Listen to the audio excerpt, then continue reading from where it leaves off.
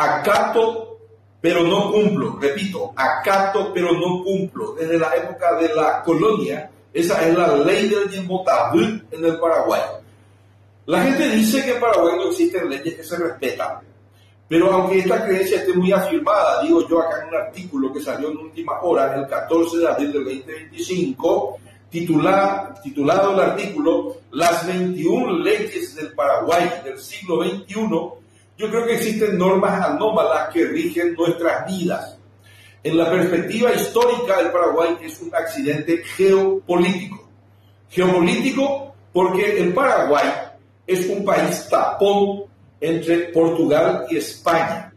Luego del Tratado de Tordesillas de 1494, los lusitanos fueron extendiendo sus dominios con una ley muy lusitana, muy portuguesa, que se llama la Ley del Mbareté.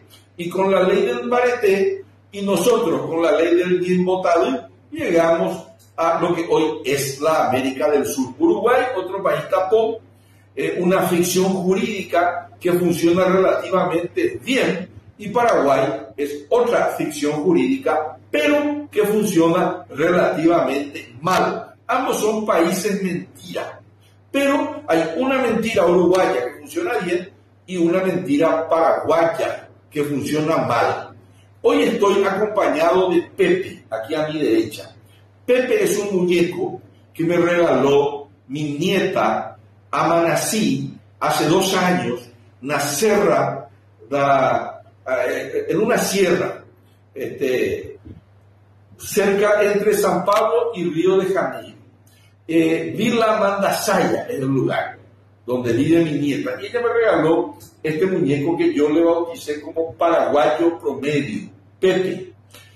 Un poco simpático, iba a estar callado, porque le voy a contar a Pepe, Nacer la Mantiqueira, olvidé el nombre, ahora me recordé, cuáles son las 21 leyes del Paraguay del siglo XXI. ¿Cuáles son esas leyes? Son en total 7 leyes, 7 dimensiones con 3 leyes agrupadas en cada una de ellas.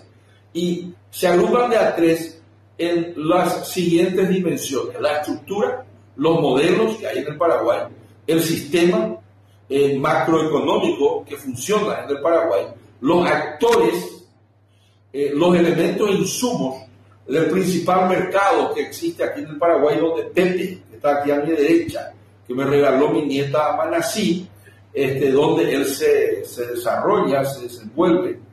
Las tipologías que hay en Paraguay, tipo de país, quiere decir eso, y las últimas realidades. ¿Cuál es el Paraguay aspiracional que nosotros tenemos, los paraguayos? Hay 3 oportunidades, 3 formas de ver el Paraguay aquí. La primera dimensión es la estructura.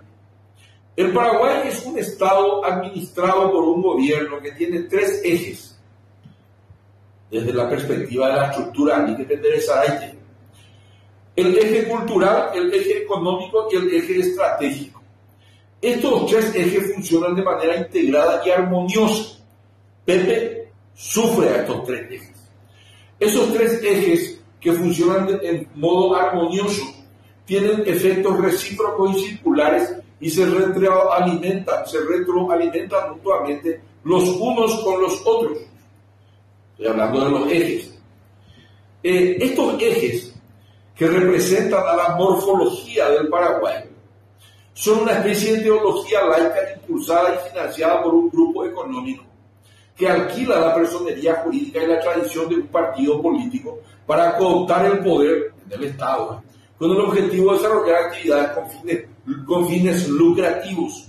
Siendo así, este grupo empresarial ha convertido a la política en la principal actividad económica con fines de lucro del Paraguay. Pepe lo sabe, acá está a mi lado, está escuchando. Inclusive asiente ahí con la cabeza. Pepe dice cierto y te la veré, pero como Pepe es centennial, él dice literal y le dice internamente. Siendo así, este grupo empresarial ha convertido entonces la política en la principal actividad económica del Paraguay. El eje cultural gana elecciones, el eje económico debilita el poder coercitivo del Estado Y el eje estratégico, que es el tercero de los ejes, la teoría del negocio, cómo se hace el dinero del Paraguay, dentro de esta trilogía que les estoy hablando, genera beneficios en los mercados semiformales y criminales, donde el Paraguay está tercero detrás de Colombia y de México, aquí en la América. En la América, entre la Centroamérica y entre la América del Norte, la América Central y la América del Sur. Bueno, dicho esto, ¿cuál es la primera ley del eje estructural? Dios, patria y familia. Primera ley. Es un eje cultural, pura propaganda. Sirve como falso evangelio que propone al electorado mayoritariamente poco educado y tradicionalista para poder ganar las elecciones. Propone un evangelio falso. Los pastores laicos de la clase política de esta trinidad, Bach, Isabel Uña, no llevan vidas consagradas y mucho menos son coherentes con los principios predicados. El segundo eje es el eje económico, Estado débil y ausente. Supone mínima presión tributaria, enorme déficit infraestructural físico y social, evasión, endeudamiento corrupto y pésima calidad del gasto. El Estado mínimo no tiene poder coercitivo ni voluntad política para ordenar la sociedad, mucho menos para castigar las violaciones al Estado de Derecho. Todo esto facilita el crecimiento y el desarrollo del tercer eje, que es mercados del crimen, eje número 3, dentro de la estructura. El eje estratégico en este mercado, en el del crimen, el Paraguay es el tercero, ya les dije. La inseguridad jurídica es una de las características nacionales. Vamos a algunos ejemplos. El fiscal general del Estado dice que él solamente va a tratar y va a investigar el 30% de los casos que lleguen a su institución. El 70% de los casos que lleguen a la Fiscalía del Paraguay, el Ministerio Público, él no va a poder investigar. ¿Y por qué? Se le preguntó una vez en un programa donde yo estuve ahí con mi chico, Oscar, dijo, porque no tengo recursos, dejaré entonces sin investigar el 70% de los casos. Sánchez Coaña. El ministro del Interior, encargado de la seguridad interna de la Nación, dijo que existen 1.500 aeropuertos clandestinos. Imagínense. Y que todos los niveles del Estado están inficionados por el narcotráfico. Lo dijo poco después del éxito ese de la operación General Tiro. Yo calculo 1.000 vuelos por mes en los mercados del crimen, en esos 1.000 aeropuertos clandestinos, 200 kilos de cocaína en cada vuelo, a $20.000 cada kilo, 4.000 millones de dólares de facturación potencial o supuesta por mes, 48.000 millones de dólares de facturación de la macromafia europea, belga, alemana, española, de los mercados del crimen cocaína que entran en los 1.500 aeropuertos clandestinos, según Enrique Herrera, en los 1.000 aeropuertos que funcionan 24 horas. Los modelos, existen 3 modelos en el Paraguay. Me refiero a modelos de producción, de organización política y social, que se complementan. Vamos a ver cuáles son esos modelos. El primero es el primitivismo productivo. Consiste en generar riqueza única y exclusivamente de la naturaleza, de modo casi extractivista, y no de donde hoy el mundo se mueve en dicha vanguardia productiva que es la inteligencia humana, la economía del conocimiento. No estamos ni ahí. La pésima educación del paraguayo, digo yo, no es una anomalía, es un proyecto deliberado con objetivos electorales para mantener a la población paraguaya postrada en la ignorancia, en el empobrecimiento. No es al pedo, está calculado, calcula por años. La pésima educación entonces permite la informalidad laboral, baja productividad, explotación del capital humano, preeminencia del sector primario, agroexportador, ¿verdad? En los mercados financieros, en los mercados políticos, herea. La quinta ley, que es la segunda, la quinta ya de todas, pero es la segunda dentro de lo que yo le llamo los modelos, es el capitalismo de secuaces, el crony capitalismo con puertas giratorias, afinidad de élites, y negocios públicos que se transfiguran en privados. Pepe Ogendú y también, el paraguayo promedio. No existe mercado en el Paraguay, lo digo yo, y lo reafirmo. Solo acuerdos entre élites y uso del aparato del Estado en beneficio propio por parte de los gobernantes. Todo Dios lo sabe, de la autoridad. El poder real está lejos de la política. Este gobierno no le habla a la gente, solo a los poderosos, a los que tienen plata. No le habla a Pepe, que está sentado a mi lado, paraguayo promedio. No le habla a él. Le habla a los, al FMI, Banco Mundial, Cámara de Bancos, BID, CAF, a las calificadoras Moody's, Standard & Poor's y hasta ahí. Yo creo que ya no existe presidente de Paraguay, tampoco legisladores, tampoco jueces, solo existen vendedores que se sientan, cooptan el poder del Estado, se sientan en su escritorio y le venden a los más poderosos y enriquecidos incumplimiento de las normas que ellos mismos crean. Yo digo que el Paraguay no es una economía de mercado, es una sociedad de mercado, lo cual es muy diferente, lo que es algo totalmente anómalo. Es la catalancia de von Mises y de von Hayek en su expresión regenerada, sin objetivo alguno que responda al bien común.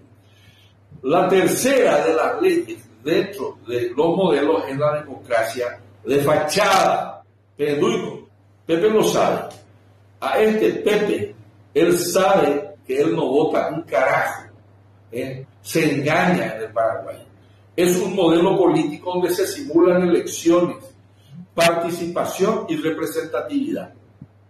La revolución de 1989, que fue un golpe palaciego, la misma gente acólita del dictador tomó el poder del Estado para continuar con el mismo modelo. Y hace más de 70 años, prácticamente sin alternancia, con una excepción de 4 años ahí con Lugo, el modelo está agotado. Finalmente, para terminar, las primeras 9 leyes tenemos el sistema. El sistema productivo se limita a 3 prioridades: buscar el equilibrio monetario, cambiario y fiscal. ¿Qué quiere decir eso? Equilibrio monetario, que no haya inflación. La inflación, sin embargo, aún así se instaló en el Paraguay a partir del fin de la pandemia. El problema del Paraguay es la insuficiencia de oferta, sobre todo frutas y verduras y productos alimenticios en cantidades suficientes y a precios accesibles. También hay problemas. El contrabando de la Argentina hasta el 2023 compensaba. ¿Por qué? Porque acá no había, acá era caro, traíamos en Argentina, los precios bajaban o se mitigaban. Pero desde mi ley de 2024, cuando él mitigó la brecha entre el dólar blue y el dólar oficial, o para contrabando, los precios subieron y no volvieron a bajar. En el presente año la inflación promedio se disparó por encima de la meta, que es 8,5 y está encima de 4 y piquito, pero en alimentos estamos 20%.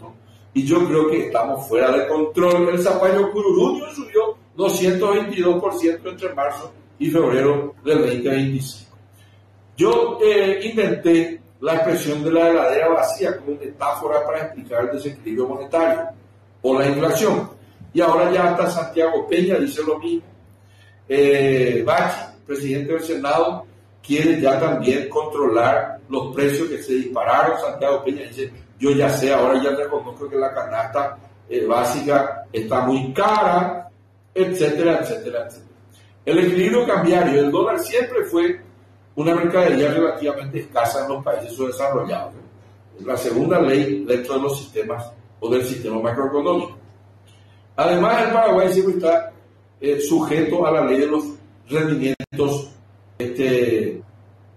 al deterioro, de los términos de intercambio entre sus productos, que son commodities, y los importados que se compran en dólares. En el 2024, le quiero decir algo: el volumen de toneladas de grano subió 20 y piquito %, y en dólares las exportaciones subieron 5% nomás. Deterioro de los términos de intercambio, porque cayeron los precios de los commodities.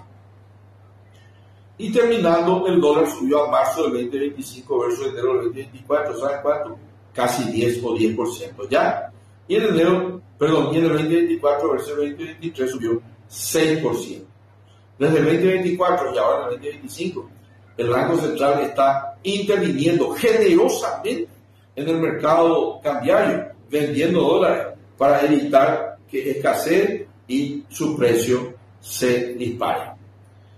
Por último, las primeras 3 leyes en 3 dimensiones, cada una de las 3 leyes agrupadas en 3 dimensiones.